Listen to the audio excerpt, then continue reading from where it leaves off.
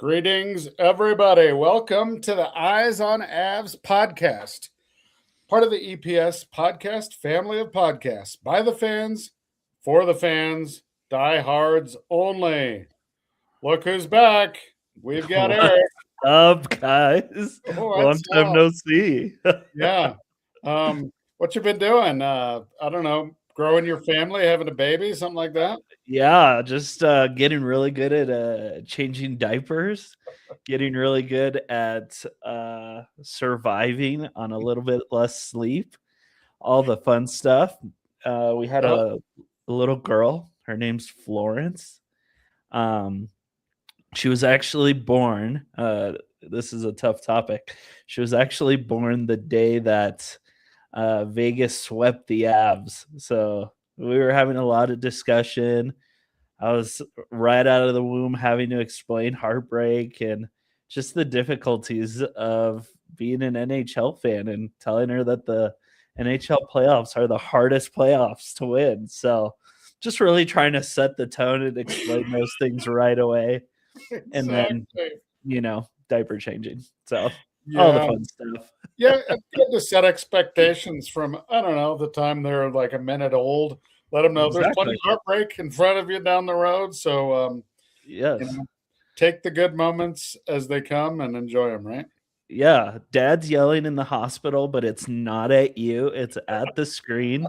You gotta get used to this. This is going to happen a lot in your life, but just know I'm not mad at you. Right, exactly. Well, speaking of abs, that's our podcast, right? That's the theme. How about Yes. yesterday? Some awards for Landeskog, Messier, Yeah, and Masterton Awards. I assume you saw that. Maybe if you were awake I um, was. and could pay attention. Did you see? You saw the interview? Maybe that was good stuff. Yeah, some good stuff, and I was looking at the Messier, awards and who's won it in the past. Ovechkin won it last year, Kopitar won it, some pretty, heavy hitters. Nick Foligno, Yeah, some pretty awesome people. So yeah, I think it's not surprising that, Landy, the 2 awards he won, I feel like really go together, and yeah. They just do. multiple times, I think in the past couple years, the team was playing fine, but you could tell they were just missing an extra gear or missing something. And I forget who I was talking to. I think I was talking to my wife about this. Is that Gabe Landeskog? I think he helps the whole team, but who he helps the most, I think, is Nate McKinnon. Yeah, I think so. I think there is Nate is, I think, a great leader in the sense of keeping intensity, keeping focus, all of those things. But I think sometimes being the best player and having to lead the charge is a little bit exhausting and a little tiring.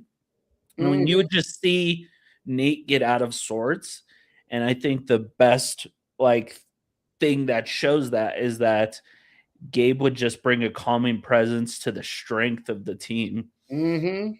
The Nate McKinnon's the first line. And I think there was so many times we talked about how Gabe was kind of the fix it person for each line. If there was a line struggling, you would see Bednar move him into that line to jumpstart stuff. Yeah. And it just shows so many times how Gabe benefited the team and benefited what they were doing. Um, Yeah. by subtraction, just them being a little out of sorts. But Mhm. then when he came in, just immediately seeing the change and what he did for them, which was so great, and so thankful Gabe's our captain. Oh, I know. I tell you what, I for however many years he was out, 3, I was like, okay, let it go, leave it alone. He's not coming back. Boy, Yep. was I wrong. And I mean that leads into the Masterton Award, Perseverance and Dedication to Hockey Award. Um, I mean, talk about perseverance. I think a lot of people doubted him. I know I did, and boy, am I an idiot because that guy, that guy is something else. He's on another level. He's on another planet. Um, there's a lot of great leaders, a lot of great captains in the league, but there's nobody else I would rather have on the Avalanche than Landeskog as captain. Um, it was amazing. I saw some video of him or of the team during one of the playoff series. I'm not Mhm. exactly sure which one it was. Probably the Knights. And it was interesting. They had there was a video montage of players just at the end of their shift after a whistle, skating right over to Landeskog and just talking to him to get his feedback. And I think to the extent that people skated to McKinnon, if they did, which they may have when Landy was out for a while, Yeah. I think that's yet another thing that is not in McKinnon's wheelhouse is really doing that in-game coaching so Yeah. as much as Landy. So it's great to see him get that recognition. And you did see the video of his interview, is that right? Yeah. Yeah. When he's wearing his socks during the interview and he's like just hanging out and thinking Just it's chilling. nothing. Yeah. And then he ends up getting 2 awards. You think, what was it? I think they were presenting the Messier to him, and, Mhm. they end up showing up with the other award as well. That was just so cool. What a guy! What a guy! I hope we win some more cups with him, but I also would. How incredible would it be if he ends up being in the front office or GM or whatever for the Avalanche in the future? Yeah, I mean, he's just garnered so much respect from the Avs. I think I was reading an article a while back before in the midst of the playoffs and stuff, and it was an article about when he first got like captaincy Yep. and like him going in early in the morning talking with the team, but then that year he got a concussion and he was just explaining the pressures of being a captain and not playing. And like it was his, I think his first or second year. I think it was his first year. And he like is the youngest captain, all of those things, gets a concussion. And he's just talking about like all the pressure of, being the youngest captain and then not playing and Yeah. having a concussion where he's like, his leg thing, all of us are like, well, dude can't walk, like, stuff like that. But having like one that you really can't say, like, people can see when you're good, and just the resiliency, even early, like in his career, of just leading by example, leading when it's difficult, leading in adversity, leading uh, when things don't look right. And he's the young guy and a captain, and he like talks about it. I forget who he passed it off to, Yeah. but he like is doing one of his like team only meetings. He says he's nervous. He talks for like 2 minutes, and then I think he passes it off to like Hey Duke or something. I forget. Right.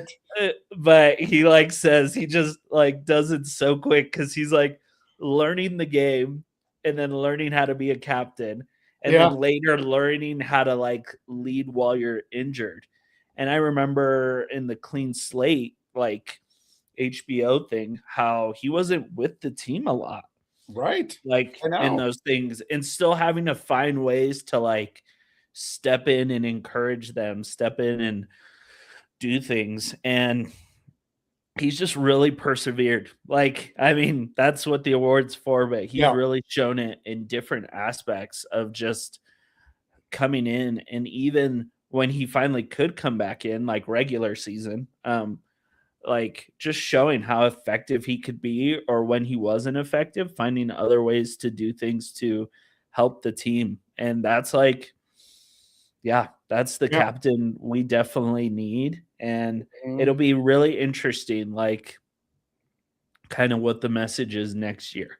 Yeah. From our captain of what he will be pushing and how they'll be kind of approaching this next year. Because I think the last 2 years, house money has been Avs winning the Stanley Cup, Yeah. and I think their and approach was spot on this past year. Hey, yeah, let's just go all out and be great. And they were. And then something bad happened. I don't know what it was. yeah. But I think the one person that can get them lightning focused again next year with all the difficulty and all the disappointment is a Gabe Landeskog, Yeah. who has dealt with multiple years of disappointment and adversity and has come back and proved people wrong. Yeah. I remember like when he was injured, I was like, he'll come back, but he'll be like a permanent third liner. Like they're gonna Yeah. stick him right there, and Yeah. you just keep him there. He'll just be a locker room guy Yeah, and third, fourth line, whatever. And yeah, he proved and us all wrong.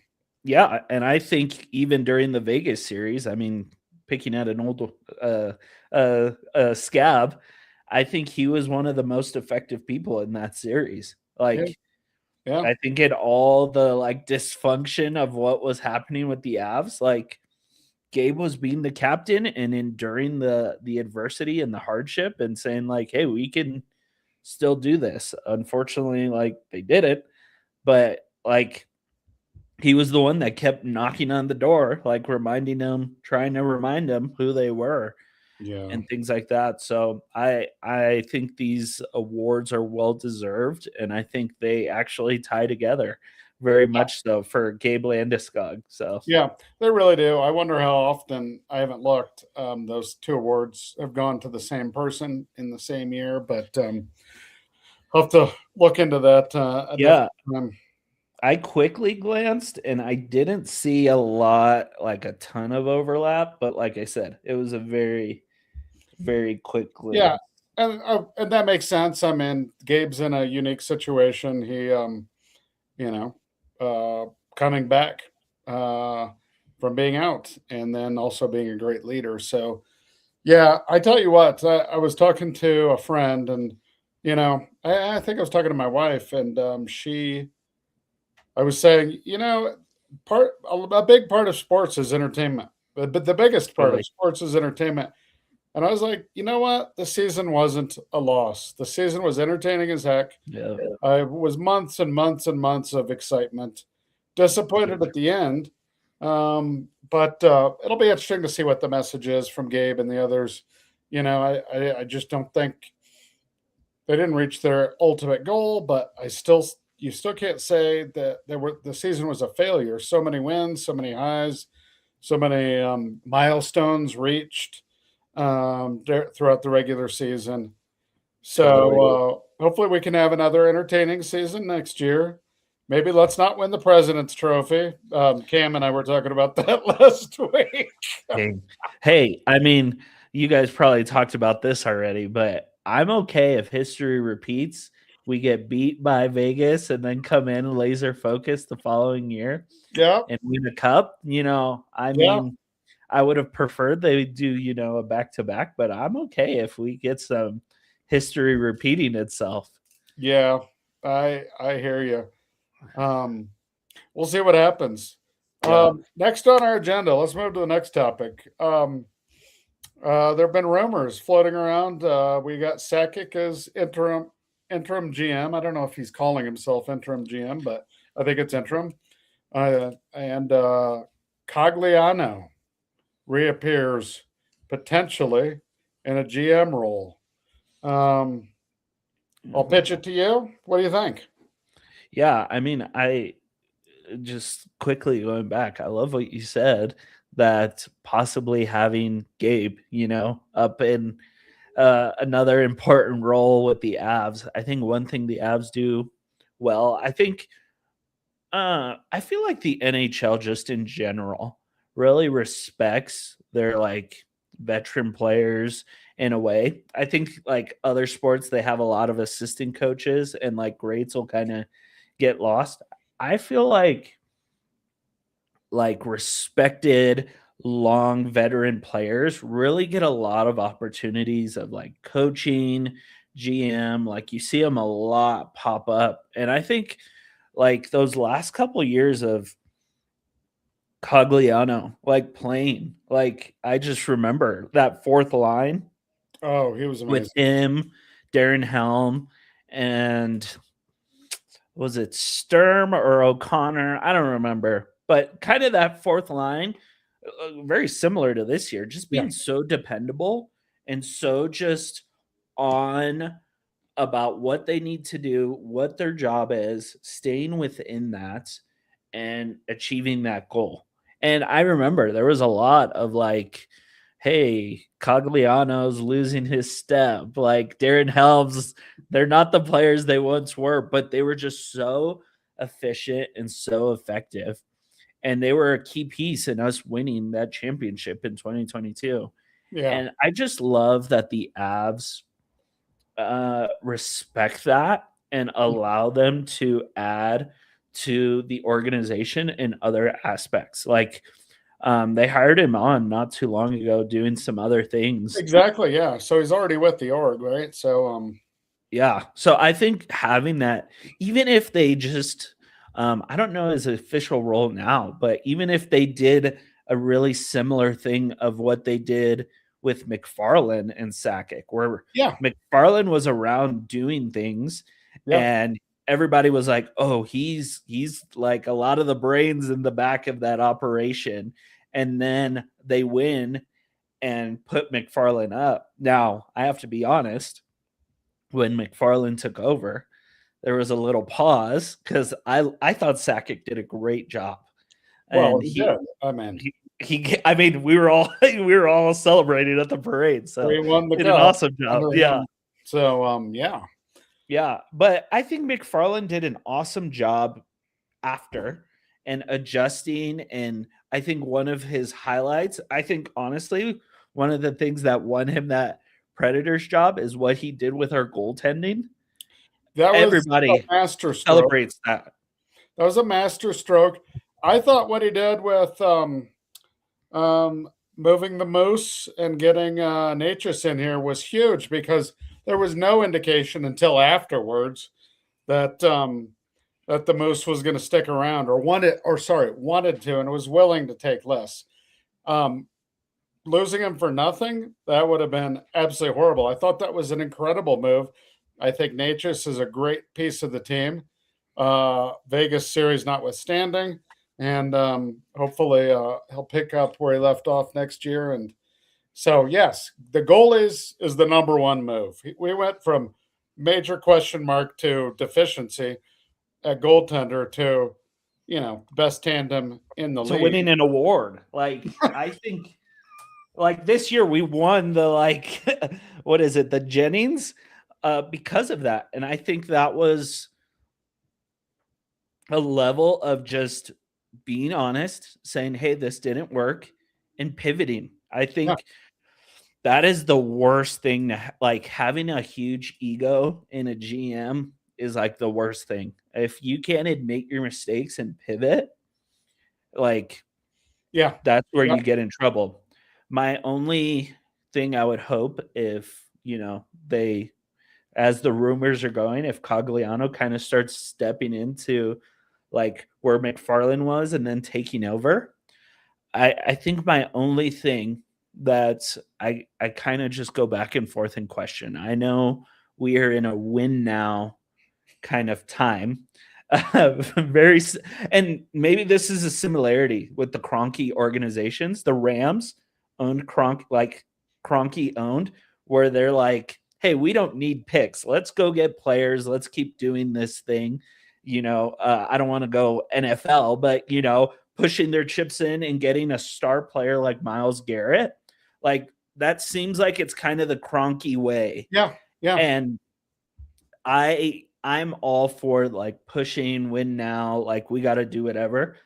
I feel like there were times and that we were giving and waving around the first round picks a little bit for players that were important for us, but not the value of what a first round pick. I don't know. What is your thought on that, Dave? Would Yeah. you agree?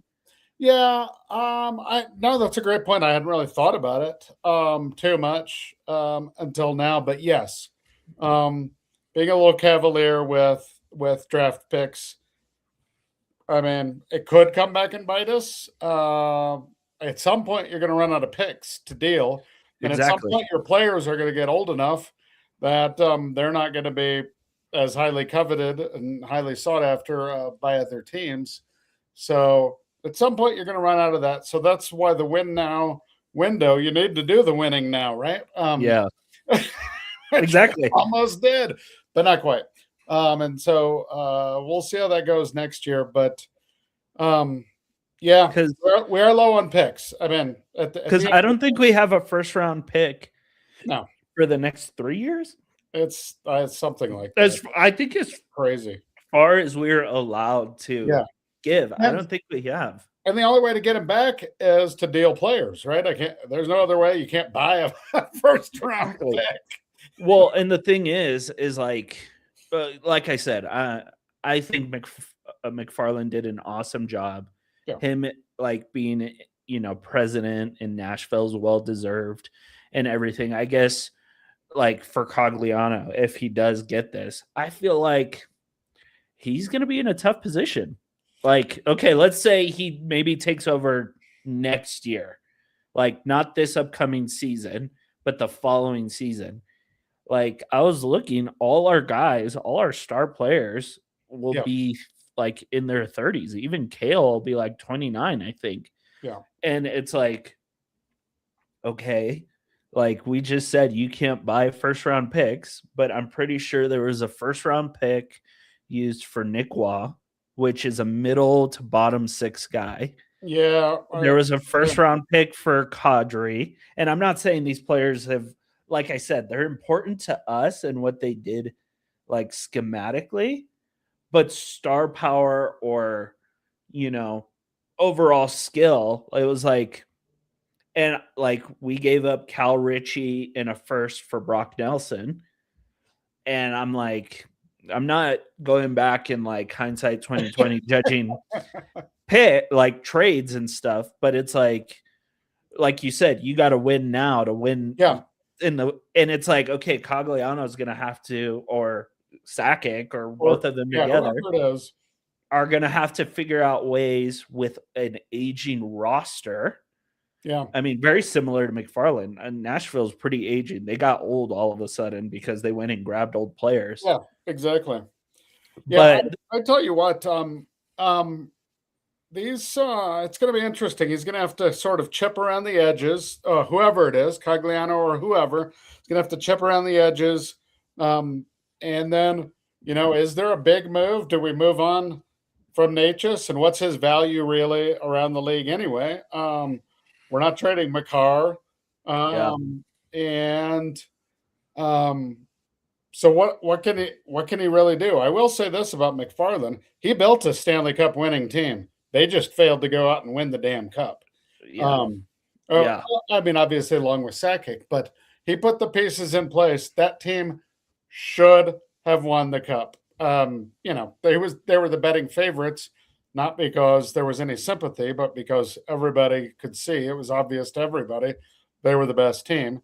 Obviously, whatever reason, the credit to the Knights, somehow they beat them. But also something happened in that locker room. I don't know what, but they looked like a different team. Yeah, and that's the thing. It's like, okay, do you go next season? Sakic is probably, I mean, that one look, I forget what game it was. I think it was game 4 or game 3 when they show Joe Sakic and he's just like angry. And I have a feeling at that moment, like obviously Nashville had to get permission or something, but I have a feeling in that moment he knew he was going to have to like take GM, and he was thinking, okay, what are we going to do to fix this? Yeah. Because like you said, we were betting favorite President's Trophy. Like, we had all the things that pointed, hey, we're going to win it all. We didn't. How do you adjust this team now? Right. Yeah. Like, do you strip it down and say, because here's the thing I've been hearing in my 3 a.m. awake looking through social medias is like everybody's saying, hey, schematically, how we run as a offense, and like we need to change that. Well, that requires a whole like teardown. And Yeah. like, you Yeah. know what I mean? Like, I and I then personally wouldn't even agree with that. yeah, Let's now Cam and I talked at length, as usual, about the power play. That needs a tear down in a big, big, big way. Um, but it's a schematic tear down. It doesn't require different players. We have any number of players that can handle any power play scheme. What we've been doing sure as hell ain't working. So yeah. that's that's the biggest thing that needs to change. Now, do they bring in a new GM? Here's a weird one. Do they bring in Cagliano and say, find a coach, even this offseason? And he says, you know what, Bednar, you're not it. I don't see any of that happening. Yeah. Um, I again, Cam, don't want to rehash too much. Cam and I were on the No, I like the review. Thank you. Cam and I are on the shocked that Bednar is coming back train. I thought he was definitely gone and think that he should be gone. Not because he's not a great coach, because I think he is. And I think whenever he leaves the Avs, he'll go be a great coach somewhere else. Yeah, I'm gonna be And so bad about but it. but a major change is needed in my mind. Is it easy to make a major change in your roster? No, it isn't. Is it easy to make a major change in your coach? Yes. Fire him, find another one. Yeah. Now it may not be better, but it's easy to make the change. Well, I think like your discussion with Cam. Hey Cam, hope you're having a great day with your wife on her birthday. Happy birthday. Happy Um, birthday, Cam's wife. yeah.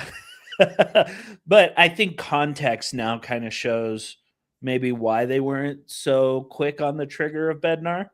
Because imagine like new GM, new coach, all of these things. It would feel like, wait, are they a losing team trying to switch direction? Yeah, Or are they a winning team trying to make adjustments? And I think Satkick with his president, hat on is like, hey, we got to keep the boat somewhat steady here. yeah. And I think you keep Bednar for that. But I don't know how similar it is to other like sports, but I know a lot of new GMs like to have their own coach. Oh, Now, they do. They but definitely do. now an in-house coach, like an in-house promotion, like a Cogs who is with Bednar, I don't know. Like Bednar and him won a cup together. That Yeah, changes relation, like those kind of things. But also, is he going to be kind of a shrewd operator? And maybe we need a little more shrewd operating because Vegas is one of the shrewdest. And Vegas is doing all kinds of crazy crap, and it seems to be paying off. yeah, so it's like maybe Cogliano's looking over and saying, talking with Sakic and saying maybe we need to do something a little different. My fear is that Bednar ends up in this kind of lame duck situation where the writing's on the wall that he's gone and he has to coach with that. And that just Right. messes up and wastes another year. Yeah, I So go I'm back like, to if he's here, yeah. whoever's GM needs to push even more chips on the table to support him. I tell you what, I go back to watching the New England Patriots operate over their dynasty years, and they unloaded so many players that you thought were at the top of their game, and they go somewhere else and fall apart. Yep. It's a little bit different with a coach, but I think I think the right move was to let Bednar go. They didn't do it. I should probably shut up about it. I don't think it's going to happen, but I'm afraid next year is not going to go the way we want it, and they're going to do it. And I'm going to say that's a year late. Now I'm hoping we come back in a year and we say, Dave, yet another one of your predictions has been wrong. because they won the cup and we're going to a parade. Yes, that's always my hope. I'm like, when it comes to sports, I love being the pessimist and being proven wrong. Yes, I'll like take a that Landeskog for anytime. me. I'm like, Yes. I'm like, make it stop. I'm sick of hearing about Landeskog. Yeah. Good. Yeah, talk about eating your words. But well, hopefully we'll say the same about Bednar. But I don't understand how just chipping around the edges in the off season, bring in the fourth liner here or a sixth D man there, and keep everything else the same is going to end any differently. But Yeah. we'll see.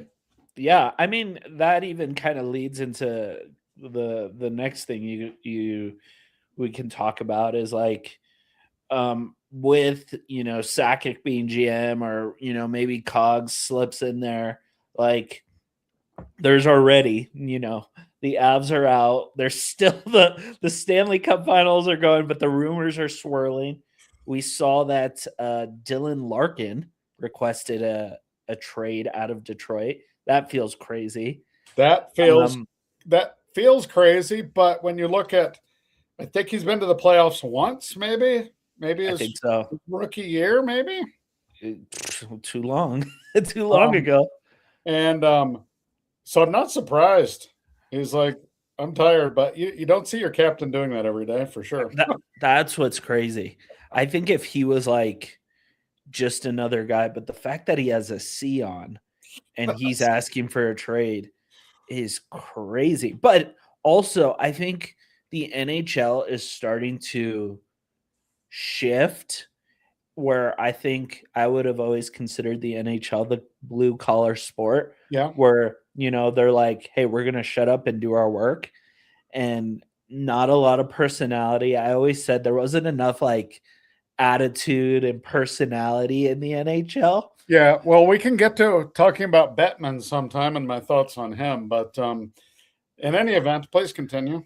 No, I think that comes a little bit from him is like I think we're like I think the product's good. I think the players are a little too in line, a little too Yeah, clean where we don't get enough entertainment like you were talking about yeah. earlier. We could use the NHL could use some drama and some Yes. maybe a diva here or there. Exactly. And I think this is like a one step pivot that way where we're getting someone that's finally like, hey, I know I have the captain, the C, but I also want to like win. And the Yeah, Red Wings have like second half of the season, the past couple years have just choked. yeah. And They looked good. they This looked great and then like fell apart and yeah. the what is it, the Yzerman plan is starting to fall apart. But anyways, I don't want to talk about the Red Wings. Right. That's the one team we don't want to talk about We, on this podcast. we definitely don't. Yeah. But it's interesting. Following on Larkin, he says, "I'll go to these three teams: the Wild, the Panthers, and the Knights." And some other players seem to be. I've seen other players sort of name maybe the same teams. I'm not seeing any.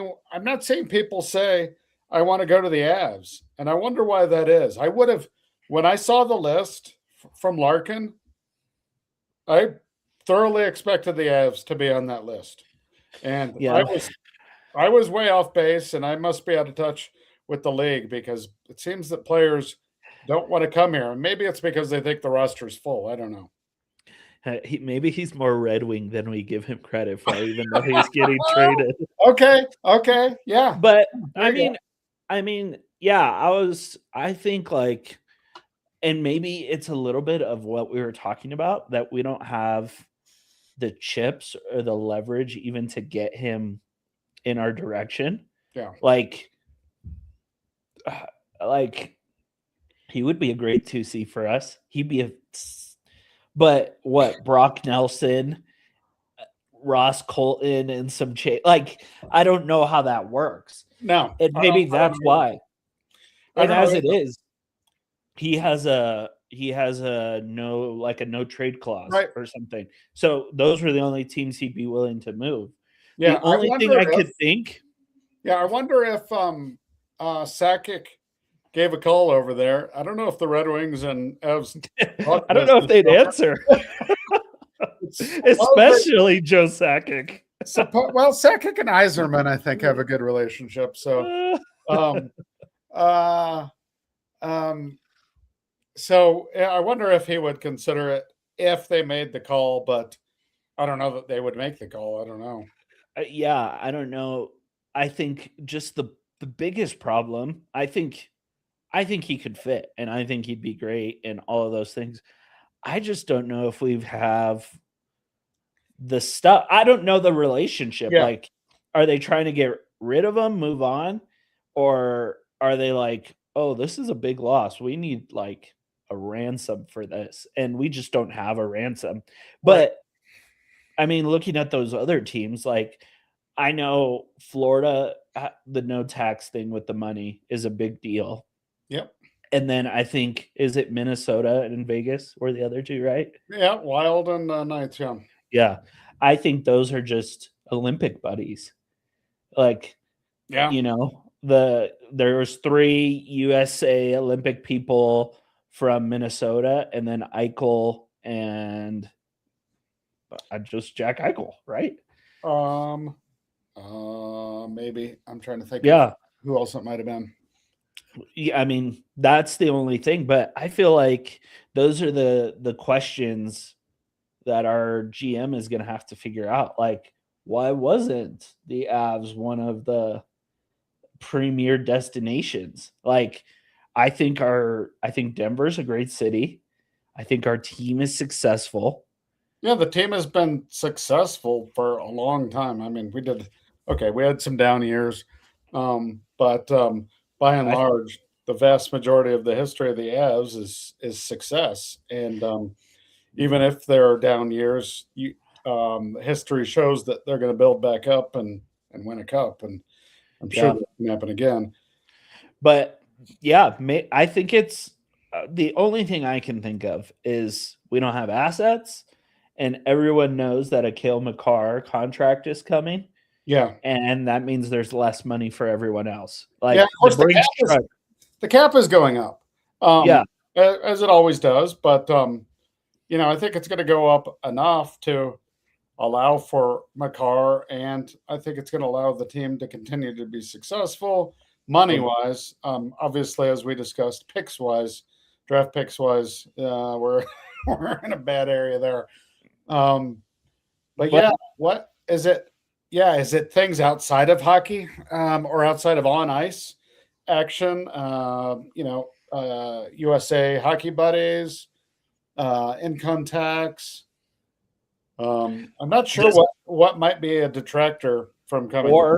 or does he just want to be a 1C and he just knows that that would never happen here? You know what I mean? As long as there's a Nate McKinnon, you're going to have to play second fiddle. Well, But I mean, I'm thinking Makar would be the next captain, more likely McKinnon, I would guess. I don't know. I mean, first line center. Sorry, Oh yeah, sorry. yeah, yeah, You know what I mean? Like that he always knows player wise. He's yeah. always going to be kind of the next Right. guy down. Well, he's shown in Detroit he can't have a successful run to the postseason as the number one guy. So maybe he looked in the mirror and said, maybe I'm not a number one guy. Yeah, And I need to play a supporting role.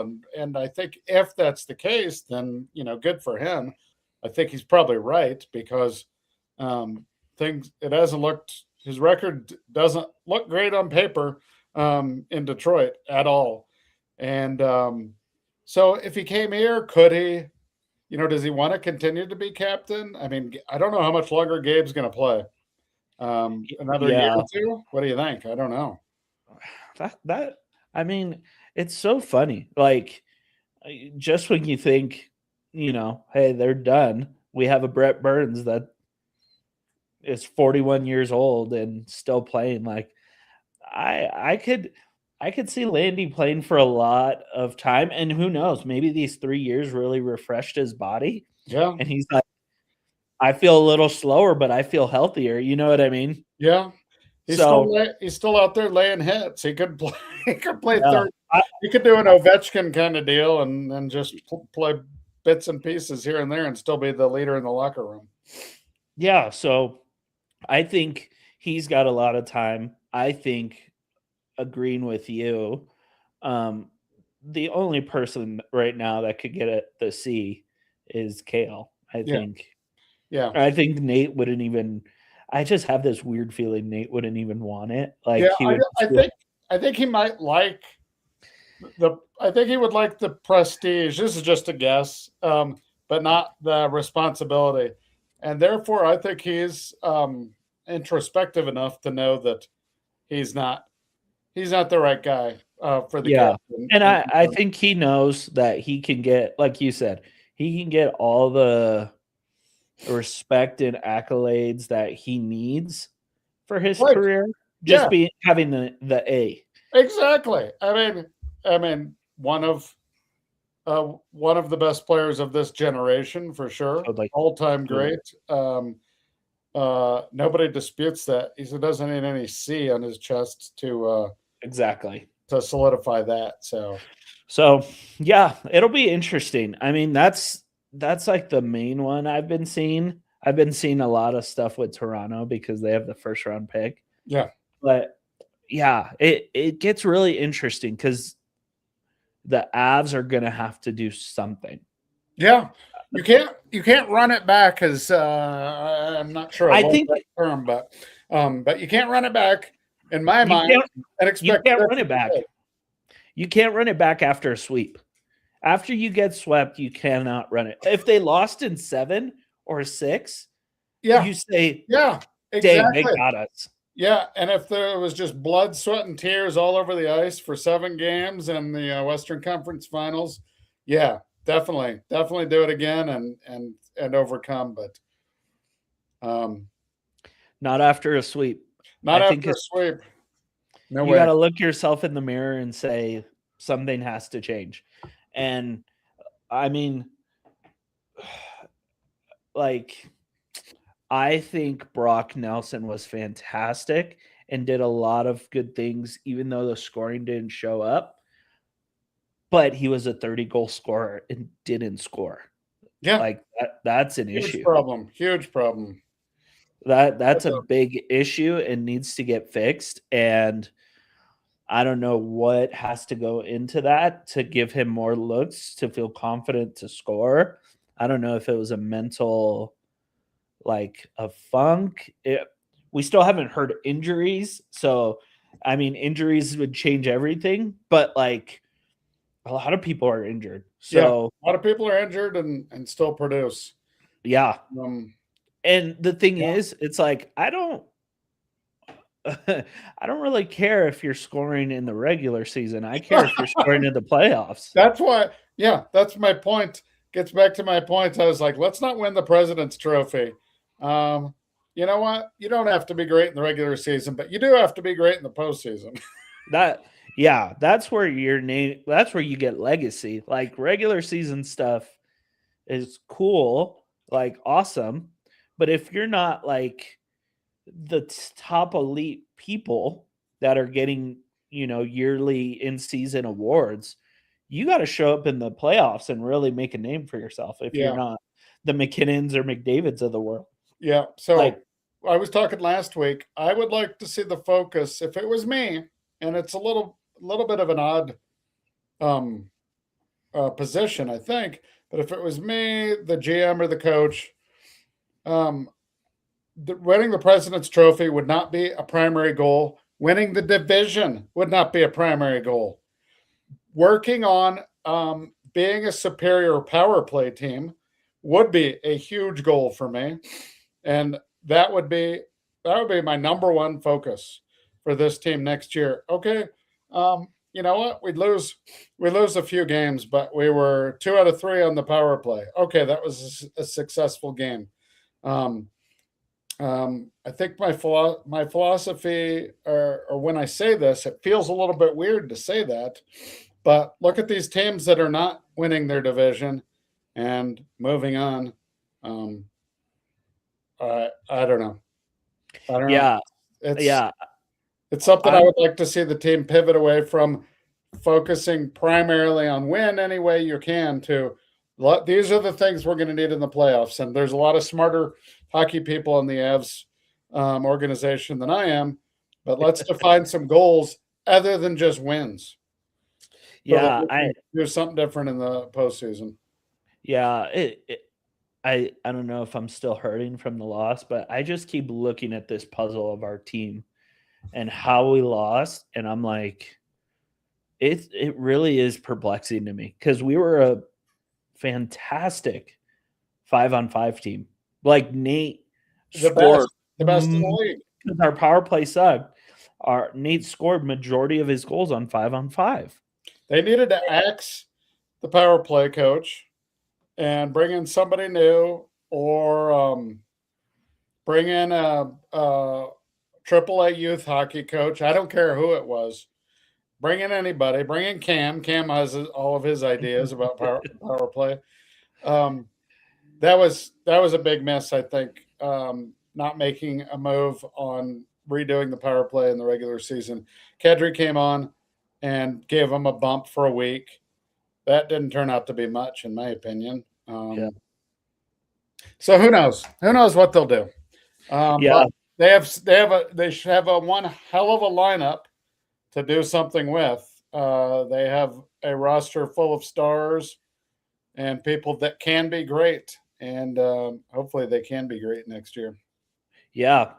It's going to be interesting. I think they probably need to find someone for that other side. Yeah, Um, they do. Yeah, they do.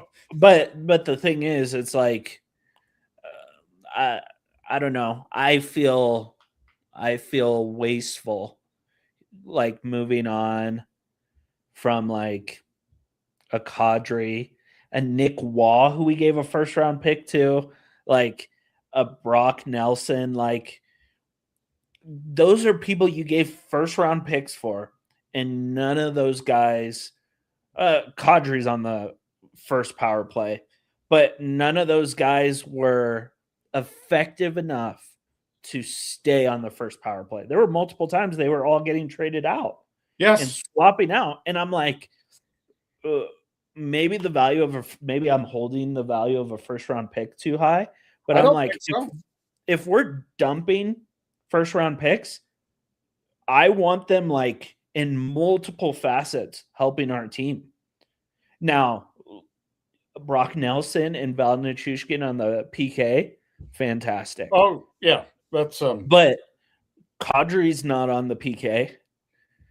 And he was helpful. He gave us a little bump, but he wasn't like changing the game on our power play. So that first round pick, Nick Waugh, I don't remember him really on the PK. And he would pop in every once in a while on the power play one, but they would take him right out. yeah, So I'm yeah. like, okay, are we spending our first round picks effectively? I don't think Where so. I think yeah, Kadri was a big miss for McFarland. A fan favorite. I was excited to get him back.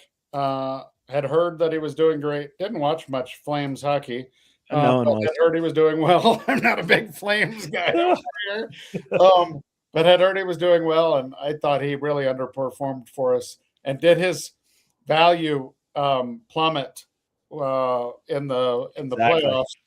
playoffs. And could we or would we move on from him? I I see nothing in Kadri anymore. I think he's over the hill. Um, Yeah, and then it's like, okay, well, those ones where you're like, it wasn't the worst trade, but it was not what we needed. it Who's wasn't what we needed, and it wasn't worth a first round pick. Now it was a win now type of mindset, yeah, and I think the I think I think Kadri underperformed and let the team down, let the GM down. I just think he underperformed for us. I don't know. It seemed to never click except for maybe in that first week or two, right? yeah, and it's like there's just been a few too many times in the McFarlane um regime where we did that. Like, I don't know if you remember Sean Walker. We Yeah, picked him up, and I'm pretty sure we gave a first round pick for him. I hope And not. he was, I'm pretty sure, a high pick, and he was only here for a year. And I think he walked. I don't even I think he was a rental, which rentals are super popular in the NHL. I get that. But he walked and we gave around a first round pick, and he's playing for a cup right now. Yeah. You know what I mean? And it's like, I think there was a lot of time with the Avs where we had to pay the win now price. Yeah. Like, you have to pay a little extra because they know. But also, I feel like while McFarland had some really smart trades, I feel like he overspent a few times. And now where we're in this kind of stalemate, it's like, okay, we don't have a ton of assets unless we start shipping off guys that we really like that are not quite there yet. You know what I mean? Like a Brindley or something, which I would hate to do that. No, don't move on from Brindley, please. Yeah, you know what I mean? But those are the players that we would have to get rid of to reload. And it's like, because we bought an aging Kadri and an aging Nelson, and it's like a mid to bottom six guy in Waugh, which I actually would love if Waugh stayed on the team for a very long time. I was very happy with his production and how he kind of showed up as a third liner. But he's a third liner. And it's you're not going to put a third liner most of the time on your power play one. And it's like, our moves are not benefiting multiple areas. They're fixing one hole. And it's like, we need to change a little bit of that where it's beneficial to us in multiple aspects. Like Marty, I think Marty, like having him as a first liner and kind of step into the areas where Miko was, like you said, that was a great pivot from Miko in filling that hole. And I think him and Nate look great together. Yeah, they do. Nate just would have been nice if he showed up a bit more, a lot more in the playoffs. I know. I think we'll be living with this like what if for a long time. But I was like, man, a shot creator like a Mikko Rantanen would have been great in that Vegas series. Yeah. And it's the pill we take, because also Dallas now is in money trouble because they got to pay Robertson and they paid Mikko. So unfortunately, I'm still a big Rantanen fan, always will be. I named my dog after him. He's hurt. And I don't know if will he come back and be able to be the same? I don't know. So I'm not sure he's the same guy after his injury. Yeah. So, it all has its cause and effects, but I know Jack Drury's in I think he's restricted free agent, or he's an unrestricted. We got to get him. We have the little pieces we have to fix where we're pretty good at. But also we have big questions of hey, we didn't do it. We got swept. So we have to change big pieces or make a swing. And it's all right, let's see what you guys got. I agree. Well, we have got a lot to ponder over the offseason, and we got time too. Ponder we will do over the course of this week and subsequent weeks. Great to have you back, Eric. It's it's another episode of Eyes on Avs, and you know what? We talk some doom and gloom here, but I mentioned it earlier. We've got a lot of good problems to have also, with a lot of great talent, and when you have Sakic and when you have Kroenke involved at the top, you're going to be in good shape one way or the other. So, yeah. We get to be spoiled a little and complain about, why are we not at the Stanley Cup and only at the Western Conference Final? Exactly. We should tell that to the Canucks and the Blackhawks and see how they'd appreciate that conversation. Yep, and the Red Wings. Yep. Well, I tell you what, it's been great talking to you. It's been great talking with the group online and that we'll watch on replay. I'll remind you to like, comment, subscribe, and follow Eyes on Avs, powered by EPS. We'll talk to you next week. Later. Later.